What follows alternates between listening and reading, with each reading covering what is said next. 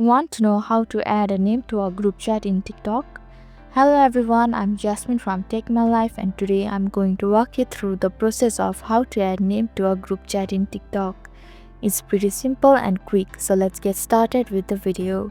Firstly, tap on the TikTok app on your screen. Now tap on the inbox icon right beside the profile at the bottom. Then tap on the group chat you want to name.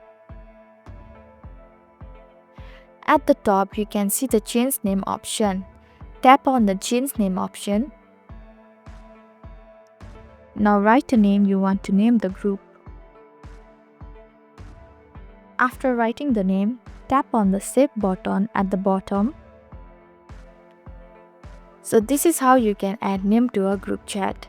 Thank you for watching Take My Life. Hope this video was helpful.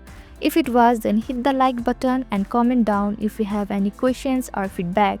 Also, if you are new to our channel, subscribe and hit the bell icon so that you don't miss our upcoming videos.